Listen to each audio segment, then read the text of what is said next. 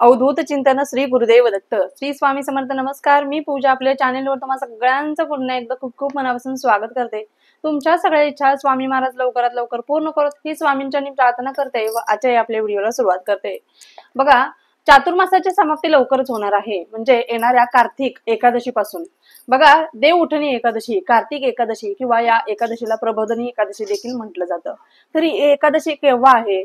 आता यावेळेस थोडे 2 दिवस एकादशी आलेली आहे, म्हणजे 1 नोव्हेंबरला आणि 2 नोव्हेंबरला. तर तुम्हाला कन्फ्युजन झालं असेल की 1 तारखेला एकादशी साजरी करावी की 2 तारखेला त्याचा व्रत करावा, हा प्रश्न तुम्हाला सगळ्यांना पडला असेल. तर हे सगळं काही आहे, कोणकोणत्या सेवा करायच्या, कशा पद्धतीने करायच्या, देव उठणी एकादशीचं महत्व काय, हे सगळं आजच्या व्हिडिओमध्ये आपण सविस्तर जाणून घेणार आहोत. त्यामुळे व्हिडिओ स्किप न करता शेवटपर्यंत पाहायला अजिबात विसरू नका. बघा, कार्तिक एकादशी, देव उठणी एकादशी म्हणजे चातुर्मासाची समाप्ती या देव उठणी कार्तिक एकादशीला होत असते. या वर्षातील म्हणजे प्रत्येक वर्षातील 2 एकादशीला अतिशय महत्व आहे आणि या एकादशी जर आपण केलं तर 24 एकादशी केलेलेच आपल्याला फळ मिळत असतं. बघा, महिन्यातून 2 एकादशी येतात, पण जर तुम्ही आषाढी एकादशी जर केली, चातुर्मासामध्ये जी सुरू होते आषाढी एकादशीला भगवान विष्णू आपले निद्रा अवस्थेत गेले होते. ते 4 महिन्यांच्या चातुर्मासात त्यांनी निद्रा अवस्थेत होते व त्यांची निद्रा अवस्था या कार्तिकी देव उठणी एकादशी दिवशी संपते, म्हणजे ते निद्रा अवस्थेमधून जागे होत असतात. बघा, यामुळे आणि जो काही पूर्ण पृथ्वीचे जे संचालक होते, जे भगवान शंकर होते, ते त्यांचा जो काही कारभार आहे तो भगवान विष्णूंच्या हातात देतात आणि पुन्हा एकदा भगवान विष्णू त्यांचं संचालन संपूर्ण पृथ्वीवरती त्यांचं जे संचालन आहे ते पुन्हा एकदा ते प्रस्थापित करत असतात. त्यामुळे त्यांचा चातुर्मासातील जे काही, बघा, चातुर्मासामध्ये कोणतंही शुभ कार्य केलं जात नाही, म्हणजे बघा विवाह, साखरपुडा वगैरे काही केलं नाही चातुर्मासामध्ये. पण आता चातुर्मासा संपल्यानंतर वेगवेगळ्या आपल्या सगळ्या तिथी वगैरे, शुभ कार्य करण्याच्या तिथी वगैरे सुरू होणार आहेत. त्याच पद्धतीने बघा, या चातुर्मासामध्ये 4 महिने आपण भरपूर व्रत वैकल्य केले, भरपूर कळत न कळत आपल्याकडून भरपूर सेवा झाल्या, सण वगैरे भरपूर झाले. आणि आता चातुर्मास म्हणजेच कार्तिक एकादशी, देव उठणी एकादशी 1 नोव्हेंबरला बघा प्रबोधनी स्मार्त एकादशी दिलेली आहे. 1 नोव्हेंबर रोजी काय दिलेली आहे? प्रबोधनी स्मार्त एकादशी दिलेली आहे. तर बघा, उदय तिथीनुसार आपल्याला बघा दुसऱ्या दिवशी म्हणजेच 2 नोव्हेंबर रोजी दिलेली आहे भागवत एकादशी. आता स्मार्त एकादशी भरपूर लोक असे म्हणजे जे सनातनी आहेत, कर्मकांडावरती जास्त विश्वास ठेवतात, असे लोक 1 तारखेला म्हणजे स्मार्त एकादशीचं व्रत करत असतात. पण जे विष्णुप्रिय आहेत, विष्णुप्रेमी आहेत, विठ्ठलाचे भक्त आहेत, विष्णूचे भक्त आहेत, ते सगळे सेवेकरी 2 नोव्हेंबर रोजी जी कार्तिकी देव उठणी एकादशी आहे त्याचं व्रत करणार आहेत. तर या दिवशी आपल्याला व्रत करायचं आहे. जसं की तुम्हाला सांगितलं, 24 एकादशी नाहीच जमल्या तर जर तुम्हाला फक्त आषाढी एकादशी किंवा कार्तिक देव उठणी एकादशीचं करण्याचं फळ मिळत असेल किंवा तुम्हाला मोका जर मिळत असेल तर तुम्ही आवर्जून तो सोडायचा नाही. तुम्हाला या दिवशी व्रत करायचं आहे, उपवास करायचा आहे तुम्हाला. आणि आता बघा, विटाळ, सुतक, पिरियड्स वगैरे असले तर अर्थात आपल्याला तो उपवास करता येणार नाही. फक्त तुम्ही जे काही भजन कीर्तन वगैरे आहे ते सगळं श्रवण करू शकता. बाकीच्या काय कोणत्याही सेवा तुम्ही करू शकत नाही. या दिवशी आपल्याला उपवास व्रत करायचं आहे. जर तुमच्या शरीराला झेपत असेल तरच उपवास करा, असं देखील मी तुम्हाला सांगेन. नाही तर आपल्या शरीराला झेपत नाहीये तरी देखील आपण आपल्या शरीराला त्रास देतो, हे योग्य नाहीये आणि हे भगवंताला देखील मान्य नाहीये. त्यामुळे तुमच्या शरीराला जर झेपत असेल तरच तुम्ही हा उपवास किंवा हे व्रत करायचं आहे. या दिवशी तुळशीला बघा, तुळशीचा देखील उपवास असतो, त्यामुळे तोच तुम्हाला आदल्या दिवशीच तोडून ठेवायची आहे.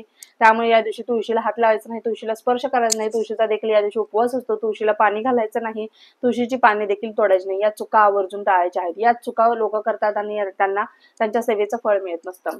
बघा, या दिवशी तुमच्या घरामध्ये बाळकृष्णाची मूर्ती असेल, भगवान विष्णू माता लक्ष्मीच्या सोबत मूर्ती असेल किंवा भगवान विष्णूंची मूर्ती असेल, विठ्ठलाची मूर्ती असेल किंवा आपल्या महाराजांची मूर्ती असेल, दत्त महाराजांची मूर्ती असेल, कोणतीही मूर्ती असेल, तुम्हाला या दिवशी आवर्जून त्यांना अभिषेक घालायचा आहे. अभिषेक घालताना तुम्हाला पुरुष सुक्तम 1 वेळा किंवा 16 वेळा तुमच्या इच्छेने, स्त्री सुक्तम 1 वेळा किंवा 16 वेळा तुम्हाला बोलायचं आहे. फलश्रुती फक्त शेवटच्या वेळेस बोलायची आहे. अशा पद्धतीने त्यांना अभिषेक घालायचा आहे. फोटो वगैरे असेल तर एक फूल पाण्यामध्ये बुडवायचं आहे आणि त्यांना अभिषेक घालायचा आहे. तुम्ही पुरुष सुक्तम बोलू शकता किंवा ओम नमो भगवते वासुदेवाय नमः, ओम नमो भगवते वासुदेवाय नमः. ज्यांना काहीच जमत नाही त्यांनी या मंत्राचा उच्चार करावा. बघा, त्याच पद्धतीने आपल्याला या दिवशी भरभरून सेवा करायच्या आहेत.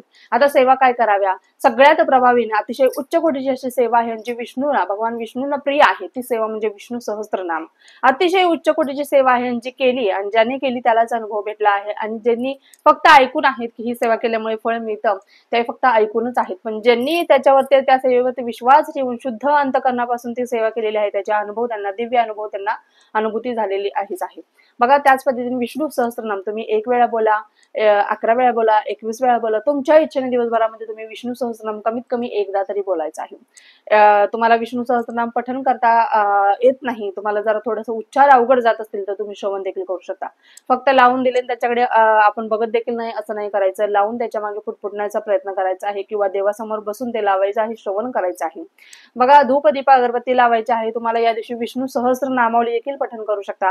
विष्णू सहस्त्रनामावली पठण करत करत तुम्हाला प्रत्येक नावासोबत तुम्हाला एक एक तुळशीपत्र भगवान विष्णूंना, बाळकृष्णाच्या मूर्तीला किंवा आपल्या विठ्ठलाच्या मूर्तीला किंवा आपल्या भगवान विष्णूंच्या मूर्तीला, महाराजांच्या मूर्तीला तुम्ही तुळशीपत्र अर्पण करू शकता. एकही तुळशीपत्र नाही, फक्त एकच तुळशीपत्र तुमच्याकडे आहे तर प्रत्येक नावासोबत बघा, प्रत्येक नाव घेतलं की तुळशीपत्र चरणाशी लावायचं, परत माघारी घ्यायचं. परत दुसरं नाव घेऊन चरणाशी लावायचं, परत माघारी घ्यायचं. तिसरं नाव घ्यायचं, चरणाशी लावायचं, परत माघारी घ्यायचं. अशा पद्धतीने एकच तुळशीपत्र तुम्ही 1001 वेळा तुम्ही अर्पण करू शकता. म्हणजे विष्णू सहस्त्रनामावली देखील तुमची पठण होते. विष्णू सहस्त्रनाम आणि विष्णू सहस्त्रनामावली हे दोन्ही वेगवेगळं आहे, एवढं एक लक्षात घ्या. त्यामुळे तुम्हाला ही एक सेवा करायची आहे. त्यासोबत तुम्ही व्यंकटेश स्तोत्राचे देखील पठण करू शकता. तुम्ही 1 वेळा करा किंवा 21 वेळा करा, तुमच्या इच्छेने तुम्ही करू शकता. या दिवशी माता लक्ष्मीला देखील विसरायचं नाहीये. माता लक्ष्मीची देखील भरभरून सेवा करायची आहे.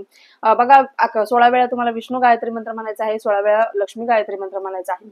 आणि तुमच्या ज्या ह्या सगळ्या सेवा झाल्यानंतर तुम्हाला भगवान विष्णू आणि माता लक्ष्मीची एकत्रित आरती करायची आहे आणि नंतर याची सांगता करायची आहे. ज्यांना बघा संततीचे भरपूर प्रॉब्लेम्स आहेत, संततीविषयी तुमच्या घरामध्ये संततीविषयी भरपूर अडथळे येत असतील किंवा पितृदोष असेल, त्यांनी बघा संतती दोष असतील म्हणजे संतती तुम्हाला होत नसेल, काही केल्याने भरपूर दवाखाने जिजवले, ज्याने जिथे जिथे सांगितले तिथे तिथे तुम्ही जाऊन आलात पण तुम्हाला कोणताही रिझल्ट, शून्य रिझल्ट तुम्हाला मिळालेला आहे, तर तुम्ही एकदा ही अतिशय प्रभावी अशी भगवान विष्णूंची अतिशय उच्च कोटीची सेवा करून पहा. ही आहे 40 दिवसांची संतती प्राप्तीसाठी सेवा. भगवान विष्णूंची सेवा ही या संबंधीचा व्हिडिओ आपल्या चॅनलवरती अपलोड आहे. तुम्ही जर सर्च जरी केलात तरी देखील तो व्हिडिओ तुमच्या समोर येणार आहे. तुम्ही आवर्जून तो व्हिडिओ पाहिला तरी देखील चालणार आहे. 40 दिवसाची भगवान विष्णूंची संतती प्राप्तीसाठी ही सेवा एकदा करून पहा. नक्कीच तुम्हाला 100% याचा रिझल्ट मिळणार आहे. आणि ही सेवा एकत्रित नवरा बायकोने करावी लागते. त्यामुळे दोघांच्या संमतीने नंतर काय होतं, सेवाला सुरुवात करता आणि नंतर तू मे असं नको आहे, तू मे अजिबात नको आहे. या सेवेमध्ये दोघांनी मिळून एकत्रितपणे निर्णय घेतला तर एकत्रितपणे तुम्हाला ही सेवा पार पाडायची आहे. ही 40 दिवसाची सेवा असणार आहे. तर कशा पद्धतीने करायची, पहिल्या दिवशी तर नवरा बायकोने बसावं लागतं, नंतर बायकोने फक्त केली तरी देखील चालते. फक्त पहिल्या दिवशी तुम्हाला बसावंच लागतं. ही 40 दिवसाची सेवा असणार आहे. त्यामुळे बघा, तो व्हिडिओ पहा. त्या व्हिडिओमध्ये सगळी डिटेलमध्ये सविस्तर माहिती तुम्हाला देण्यात आलेली आहे. त्याच पद्धतीने बघा, आपल्या घरामध्ये आर्थिक अडचणी काही कमी नाहीयेत, पण कुठेतरी माता लक्ष्मीचा वरदहस्त आपल्या घरावरती नाहीये आणि अतिशय उच्च कोटीची ही सेवा आहे. आणि जर तुम्ही प्रत्येक एकादशीला बघा, आपल्या घरातील आर्थिक अडचणी, कर्जबाजारातून मुक्ती तुम्हाला हवी असेल तर एकादशीच्या बरोबर 12 वाजता, शार्प 12 वाजता, म्हणजे बघा तुम्ही 1 तारखेच्या 12 वाजता जरी बसलात, म्हणजे ज्या दिवशी 2 तारीख सुरू होते तरी देखील चालणार आहे. म्हणजे उद्या शनिवार आहे, उद्याच्या रात्री बरोबर 12 वाजता तुम्हाला काय करायचं आहे, बघा आता म्हणाल की तुम्ही आंघोळ वगैरे करायच्या, आंघोळ केली तर अतिशय उत्तम, कारण दिवसभरात आपण इकडे तिकडे कुठेही जातो, तुमच्या इच्छेने तुम्ही करायचं आहे. आंघोळ केली तर कसं होतं, आपण एक प्रकारे पवित्र होतो, आपण नवीन धूत वस्त्र वगैरे परिधान करत असतो, त्यामुळे कुठेतरी पवित्रता आपल्या शरीरामध्ये देखील आलेली असते. आणि आपण दिवसभर बाहेर कुठेही जातो त्यावेळेस आपल्याला इकडे जा तिकडे जा, कोण कसा आहे, कुठला व्यक्ती कसा आहे, कोणाचा टच आपल्याला कशा पद्धतीने होतो हे आपल्याला माहित नसतं. त्यामुळे आपण कुठेतरी अपवित्र किंवा निगेटिव्हिटी आपल्यासोबत घेऊन आलेलो असतो. जर तुम्ही आंघोळ करून या सेवेला बसलात तर अतिशय उत्तम असे रिझल्ट तुम्हाला मिळतात. तुम्हाला तुमच्या इच्छेने तुम्ही आंघोळ करा, नाही केली तर गोमूत्र शिंपडलं तरी देखील चालेल, पण आंघोळ करण्याचा प्रयत्न करायचा आहे. बरोबर शार्प 12 वाजता तुम्हाला विष्णू सहस्त्रनाम कमीत कमी एकदा तरी पठण करायचा आहे. विष्णू सहस्त्रनाम कमीत कमी एकदा तरी पठण करा, नसेल पठण करता येत तर श्रवण तरी करण्याचा प्रयत्न करायचा आहे. आपल्या देवघरासमोर बसायचं आहे, तुपाचा किंवा तेलाचा दिवा तुम्हाला लावायचा आहे, धूप दीप अगरबत्ती लावायचा आहे आणि विष्णू सहस्त्रनामाचे पठण करायचे आहे।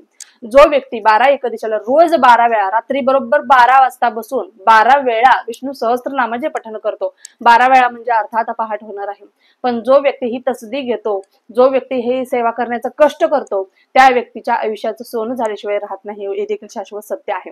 त्यामुळे शक्य असेल तर तुम्ही अशा पद्धतीने प्रत्येक एकादशीला प्रत्येक एकादशीच्या रात्रीच्या 12 वाजता 12 वेळा तुम्ही विष्णू सहस्त्रनामाची ही जर सेवा संकल्पयुक्त केली तर अतिशय प्रभावी असे रिझल्ट तुमच्या आयुष्यामध्ये तुम्हाला दिसून येते।